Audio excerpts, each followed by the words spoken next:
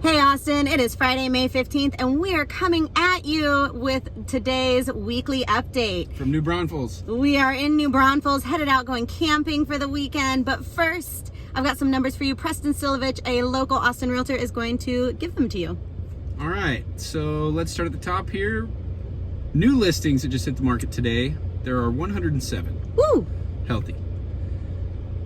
As far as price decreases, there are 35 active listings that decided to decrease their price. Aha, that is 10 less than last week. That's good news. That is good news, despite the crisis we're all living through. 24 are sold today, so... Ooh, popping champagne. Yes, popping bottles. And 54 are now under contract that were not under contract yesterday. So those are now pending. Super. So as far as days on market is concerned... This is a new number we've got for you. Days on Yes. market. Days on market, for some of you, you might know, it means the number of days a house sits on the market before it has a contract signed by both parties. So the day the listing goes active on the MLS, the multiple listing service, is day 0. And then from that point forward, tick, tick, tick, until it has a contract. These are your average number of days on market before going under contract. All right, so how long is it taking Austin sellers to sell their house? As a point of reference, January it took 50 days. Okay. And in April, it was down to 23. Woo! Which is pretty low. That's moving pretty quickly. And then in May, so far, averages 22 days on market for those sales so Still far coming this down, month. yeah.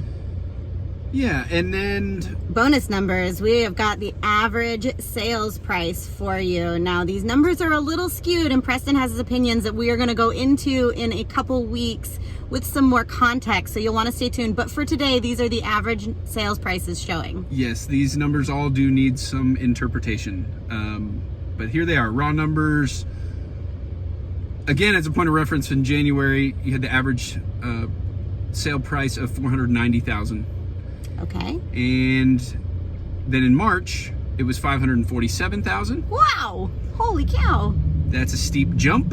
And April is $556,000, and May is $567,000. Wow, 10,000 in the So- last 3 months, each month.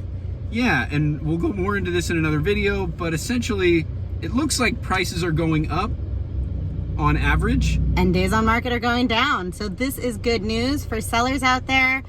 For the buyers out there, I promise this is normal. This is seasonality for the real estate market. We are in the heat of it now despite COVID.